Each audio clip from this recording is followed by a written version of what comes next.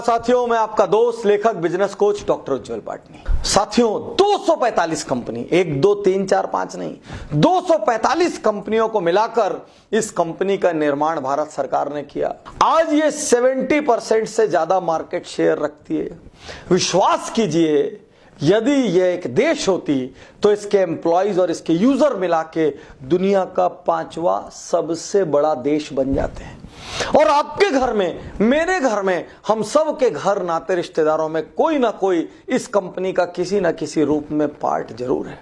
ये वो कंपनी है जिसने 1959 में देश की टॉलेस्ट बिल्डिंग बना के अपनी धाक जमा दी, जिसमें 1 लाख लोग सीधे काम करते हैं और लगभग 11.5 लाख लोग इसके लिए काम करते हैं। दुनिया की सबसे बड़ी कंपनीज में से एक LIC, life insurance corporation of India.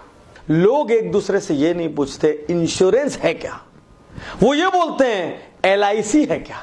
कई कंपनी 2000-4000 करोड़ की होते हुए भी चर्चा में हो जाती है। 2018 के हिसाब से LIC के पास 15,000 करोड़, कितना? 15,000 करोड़ से ज्यादा की अनक्लेम्ड मनी है, जिसका कोई लेवाल नहीं है, लेने वाला नहीं है। 1956 में LIC आई और 44 इयर्स तक इसको कोई कंपटीशन नहीं रहा, जब तक 2000 में गवर्नमेंट ने प्राइवेट कंपनियों के लिए इंश्योरेंस का बाजार नहीं खोला। तब तक इसके पास लिमिटेड प्रोडक्ट थे, यहां तक कि इसके पास टर्म इंश्योरेंस भी नहीं था। और साथियों, 2000 में LIC की जब बादशाहत खत्म हुई और इसको कंपटीशन में आना पड़ा। नोकिया कैसे खत्म हो गया, कोडक कैसे खत्म हो गया, ये सब नहीं बदलने की केस स्टोरी है, और LIC ऑफ इंडिया बदलने की केस स्टोरी है। बदल के मार्केट लीडरशिप कायम रखने वाली भारत की चुनिंदा कंपनियों में से एक LIC है। साथियों, LIC एक विथ प्रॉफिट कंपनी है, जिसका 5% प्रॉफिट गवर्नमेंट ऑफ इंडिया को जाता है। मजे की बात है कि गवर्नमेंट की गारंटी LIC पॉलिसी होल्डर्स को आश्वस्त करती है कि मेरा पैसा कहीं नहीं जाएगा और ये कंपनी कभी डूब नहीं सकती। इसीलिए इस कंपनी की टैगलाइन, पंच लाइन है, जिंदगी के साथ भी, जिंदगी के बाद भी। प्रश्न ये है कि LIC हजारों लाखों करोड़ रुपए का करती क्या है जो आपसे लेती है। ये हर साल 50,000 करोड़ रुपया शेयर मार्केट में डालती है।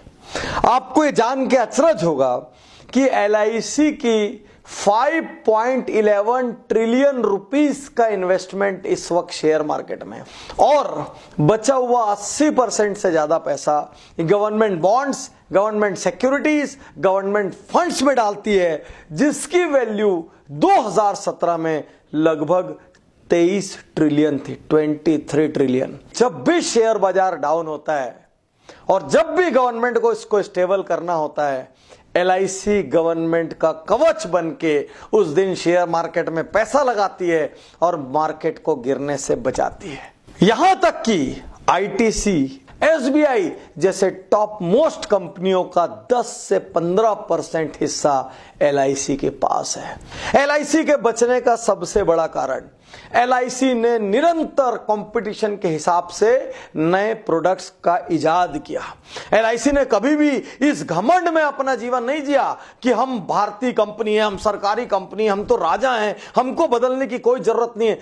LIC लगातार नए रिक्रूटमेंट्स करती रही। LIC कभी इस भुलावे में नहीं रही कि अब हमको छोटा होना है। LIC ने दिमाग लगाया और अपने इंश्योरेंस एडवाइजर्स का बेस बढ़ाया और बहुत एडवर्टाइजमेंट्स किए, खूब होर्डिंग्स लगाई, खूब टीवी चैनल्स पर आए कि यदि आप LIC के लिए काम करना चाहते हैं तो आपका स्वागत है।